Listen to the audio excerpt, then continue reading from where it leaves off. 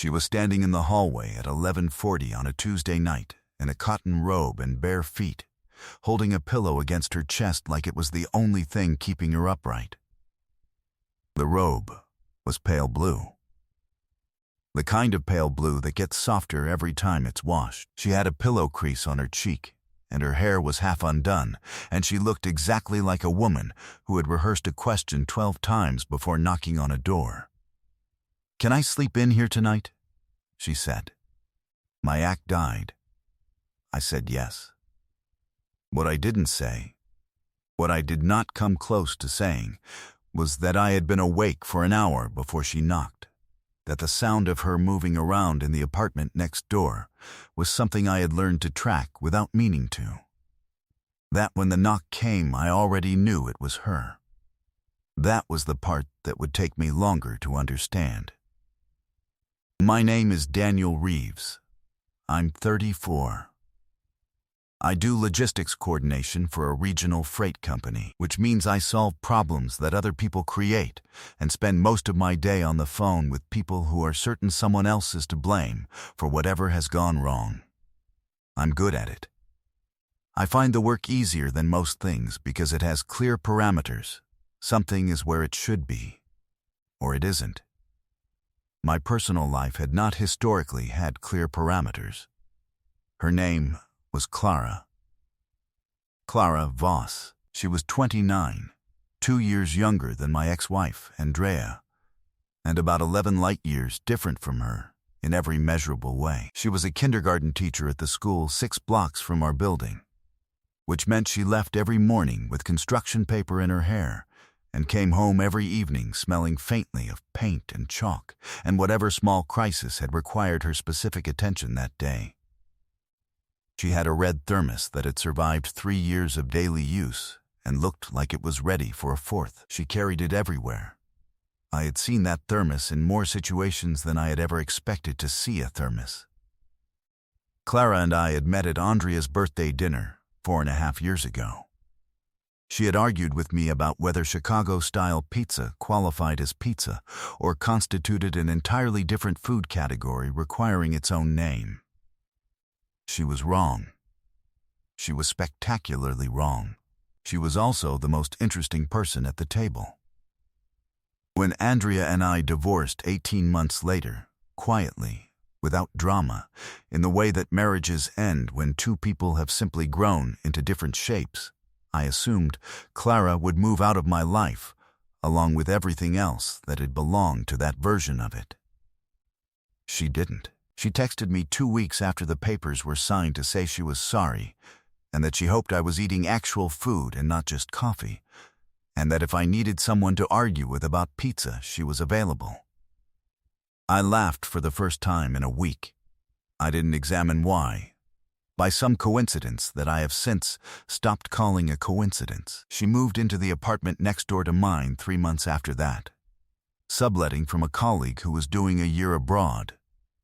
She knocked on my door with a bottle of wine and the red thermos full of coffee and said, "I figure we can be neighbors, or we can be weird about it. Your call." I chose neighbor. That was a 1.5 years ago. What we were now was harder to name, not because nothing had happened, because too much had, quietly, in the way that things accumulate when you're not watching for them. The heat wave came on a Thursday and didn't apologize about it. By Saturday, the city had issued an advisory.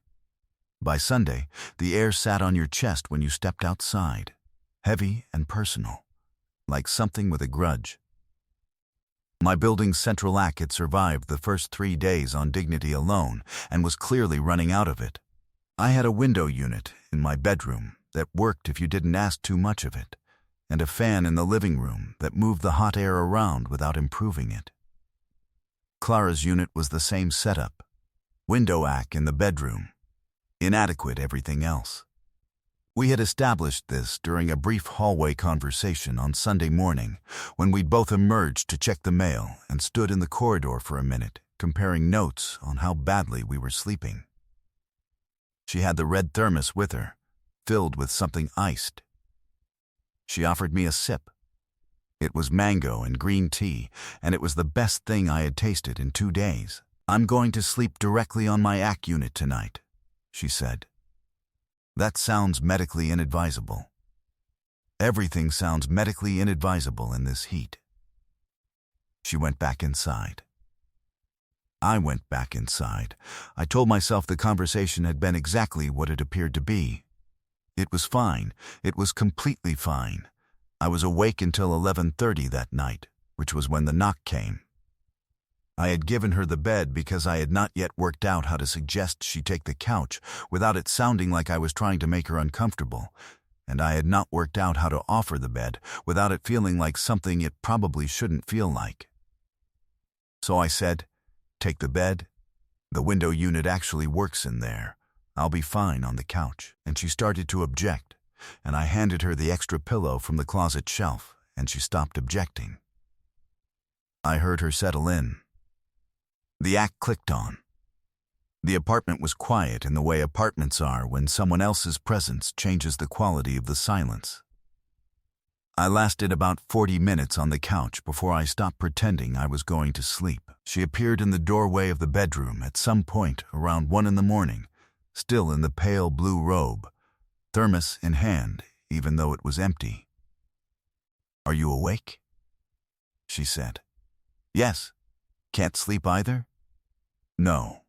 She came and sat on the other end of the couch and tucked her feet under her and set the empty thermos on my coffee table. And we sat in the dark with the fan running between us and the city outside doing its low-frequency hum.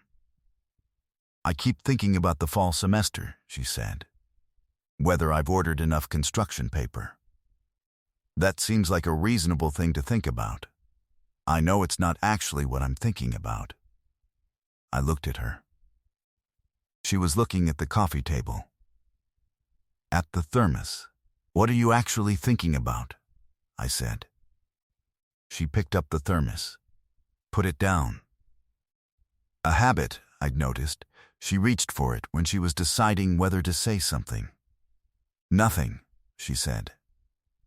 "Go to sleep, Daniel." I did not go to sleep. Neither did she. Here is the problem with living next door to someone for a year and a half when that someone is Clara Voss. You learn things you didn't plan to learn. The way she hums when she's cooking, slightly off-key and entirely unconscious. The sound of her moving around in the morning, which is unhurried and deliberate in a way that makes 4 hours of sleep feel manageable when you can hear that someone else is starting their day. The way she laughs at the end of a long day, at something on her phone or a voice message from one of her kindergartner's parents. A sound that goes through the wall like the wall is not there. You learn what her silences mean. That there are several kinds. The comfortable kind, which she wore easily, that felt like shared furniture. The thinking kind, which came with a slight tension in her shoulders. And the other kind, the one I had started noticing more recently, that meant she had arrived somewhere she was not ready to leave, but was deciding whether to say so. She had been in that third silence more than usual lately. I had noticed. I had filed it away under things I was not going to examine closely, because examining them closely meant arriving at a conclusion I had been carefully not arriving at for approximately 6 months. I had, in other words, poor survival instincts around Voss women. The evidence had been accumulating in the way that evidence does when you're specifically not looking for it. There was the birthday dinner in April, mine, which she had organized without being asked, surprising me with dinner from the place I'd mentioned offhandedly once in October. The kind of detail that requires a particular quality of attention to retain. When I thanked her, she said it was nothing. She set the thermos down a little too hard when she said it. There was the evening in May when I had mentioned, casually, that a woman from my office had asked if I wanted to get coffee sometime, and Clara had said, "That's nice," in a tone that contained no information, and then changed the subject with unusual efficiency, and later, through the wall. I heard her on the phone with someone, her friend Bex, I thought, saying, "I don't know, it's fine. It's totally fine in the voice people use when something is specifically not fine. There was the contact name. I had not been meant to see it. She had her phone face up on my kitchen table in July when I came back from the kitchen, and the screen had lit up with a text she'd sent to herself. A grocery list, it looked like, and the contact name she'd sent it from was just her own name, but the contact name she'd saved my number under was visible in the recent list above it. She'd saved me as Daniel for the first year. She'd changed it. I hadn't seen the new name clearly enough to read it. I had seen enough to know it wasn't Daniel anymore. I did not ask. I told myself it was none of my business. I told myself I was reading into things that weren't there, because it had been a long time since anyone had been there, and my pattern recognition was misfiring. I was. Very convincing. I had a lot of practice. We fell asleep on the couch. I don't know at what point it happened. Somewhere after 2, and before the city outside had shifted into its quieter register. I woke up at 4:15 with the fan still running, and gray pre-dawn light beginning to suggest itself through the blinds, and Clara asleep against my shoulder. Not dramatically. Not arranged. The way people fall asleep when they stop paying attention to where they're putting themselves. Her hair was against my shoulder. The empty thermos had tipped sideways on the coffee table, and she was still holding the lid of it, loosely, in her right hand. I did not move. I am not proud of the calculation I ran in the next 30 seconds. I weighed the various versions of what I could do. Shift away, stay still, check the time too obviously, and dismissed all of them as worse than doing nothing. So I did nothing. I stayed still, and I watched the light change through the blinds, and I held the understanding that had been arriving slowly for 6 months, settle into something I could no longer pretend was ambiguous. She woke up 20 minutes later. She went still first, that stillness I recognized, the one that meant she was assessing. And then she sat up slowly, and I watched her look at where she'd been, and then look at me, and there was a moment where what was on her face was entirely unguarded. Then it wasn't. She picked up the thermos and set it upright on the table. "Sorry," she said. "I didn't mean to. You don't have to apologize." She looked at the thermos. "I know. Clara." She looked at me. "What did you change my name to?" I said. "In your phone." The silence that followed was the kind that has weight to it. She picked up the thermos again. Her fingers tightened once around it, and then she set it down with something close to deliberateness. "You saw that. I saw you had changed it. I didn't see what to." She was quiet. The fan moved the air between us. "You can tell me it's not what I think it is," I said. "We can go make coffee and not talk about this, if that's what you want." She looked at me then, held it, 1 second longer than felt entirely safe. "I saved you as the one I should have met first," she said. She said it quietly, the way the channel always delivers the biggest lines, barely above a murmur, like something she'd been carrying in a small voice and finally set down. I stayed very still. "I know. That's," she started. "Clara." She stopped. "I've been awake until midnight every night for the last 3 months," I said.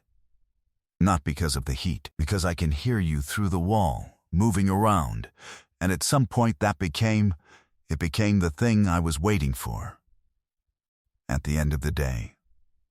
The last thing before I thought I should probably try to sleep." I stopped. "That's probably a strange thing to admit." "It's not strange," she said. Her voice was different now. Quieter even than before. "When something goes wrong at work," I said, "you're the first person I want to tell. When something is funny. When I'm tired in a way that doesn't make sense. Every time, it's you." Something shifted in her face. Not dramatically, just enough.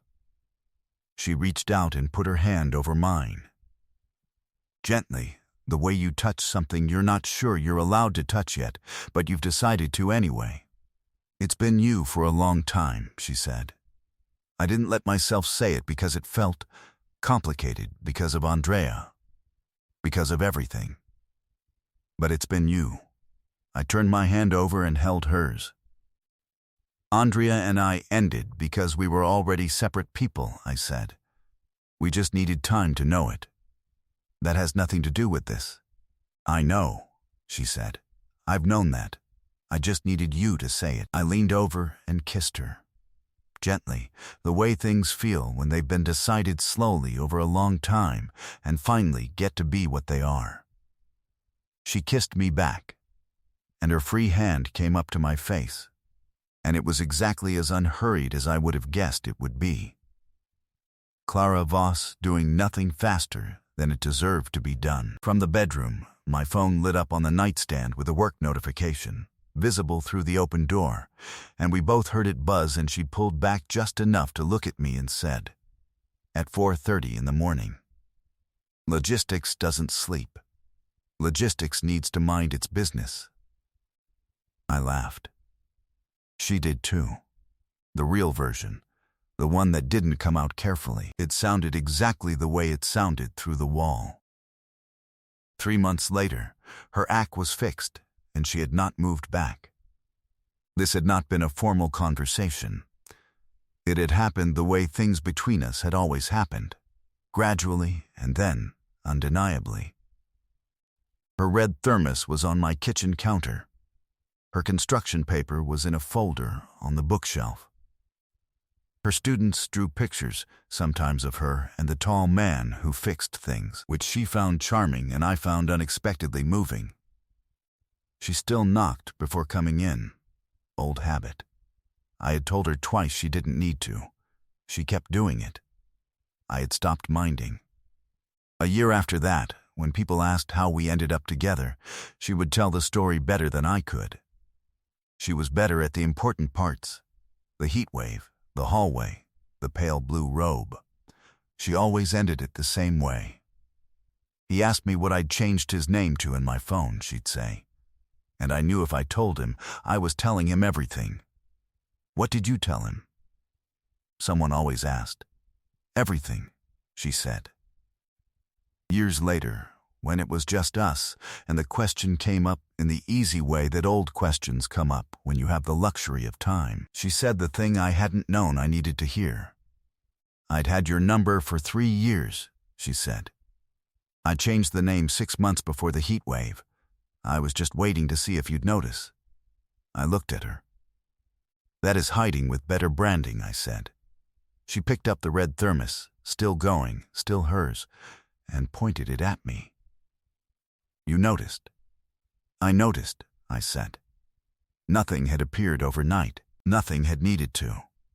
It had just finally stopped hiding.